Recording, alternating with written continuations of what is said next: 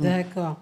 Oui, donc juste pour revenir tout à l'heure quand on parlait des cercles et l'importance de changer de cercle pour s'élever, à quel moment on sait, à quel moment, on doit changer de cercle? Quels sont les signes, qui montrent, Alors donc, pour moi, ça c'est une très bonne question parce que pendant longtemps, je pensais que soit l'amitié ou la famille ou des employés, que j'étais dans l'obligation ah d'être ouais, autour de eux parce que voilà, c'est le cercle immédiat, etc.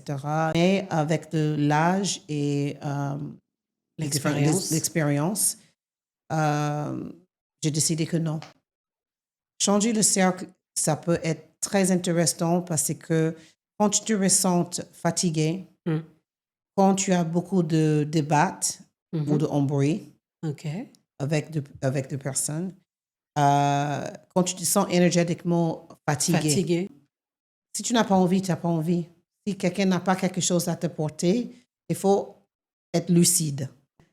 Je me suis rendu compte ça parce que je me suis rendu compte qu'il y a certaines personnes quand je suis dans notre atmosphère qui sont tellement pétillantes, ils sont tellement bubbly Oui. qu'ils me donnent de l'énergie.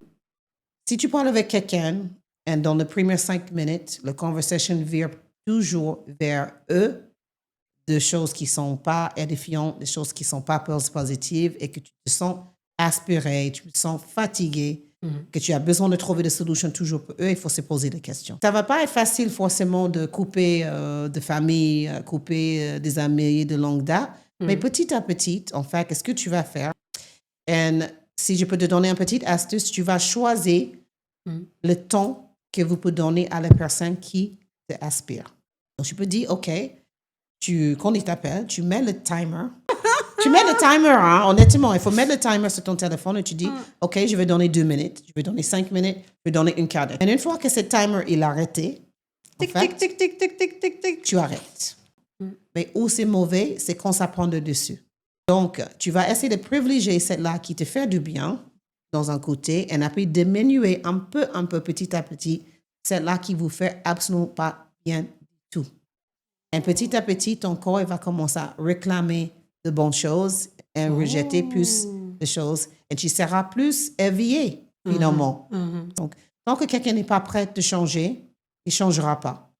Tout que tu peux changer, c'est toi et ton valeur à toi-même et surtout ton temps Ton temps. que tu vas investir dans cette personne.